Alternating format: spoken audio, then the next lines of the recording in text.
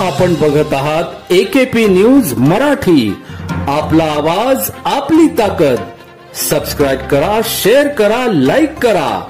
AKP news Marathi.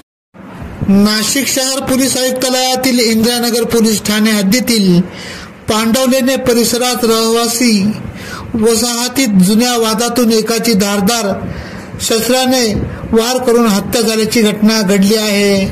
रविवार दिनांक 14 April रोजी रात्री 11च्या सुमारास 3 ते 4 हल्लेखोरांनी जुन्या वादातून ज्ञानगंगा सोसायटीत राहणारे दोघांवर हल्ला चढविला.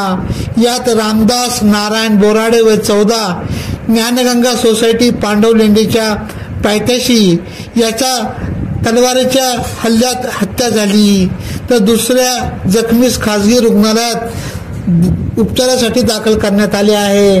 मिळालेल्या माहितीनुसार इंदिरानगर पोलीस ठाणे हद्दीत रविवार दिनांक 13 एप्रिल रोजी रात्री 11च्या सुमारास जुना वाद उफाळून आला. यात अज्ञात 3 ते 4 जणांच्या टोळक्यांनी हाती शस्त्र घेऊन जेवण करून बाहेर बसलेले रामदास नारायण बोराडे व राजेश बोराडे या दोघा तरुणांवर धारदार शस्त्राने वार केले.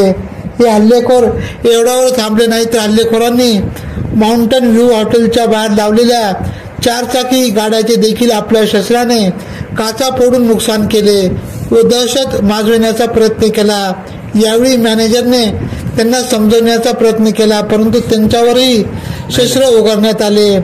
तसेच सदरची घटना CCTV कॅमेऱ्यात कैद झाली असून घटनेची माहिती मिळताच पोलीस उपायुक्त मोनिकाराव, सहाय्यक पोलीस आयुक्त शेखर देशमुख यांच्यासह पोलीस कर्मचारी घटनास्थळी दाखल झाले. त्यानंतर या प्रकरणी एका संशयिताला पोलिसांनी ताब्यात घेतले, तर वार केलेले रामदास बोराडे व राजेश बोराडे यांना खासगी रुग्णालयात दाखल करण्यात आले होते. त्यातील रामदास बोराडे यास जिल्हा शासकीय रुग्णालयात दाखल केले असता त्याच डॉक्टरांनी तपासून मयत घोषित केले, तर राजेश सुदाम बोराडे हे गंभीर जखमी झाले असून या संपूर्ण प्रकारामुळे नाशिक शहर परिसरात भीतीचे वातावरण निर्माण झाले आहे.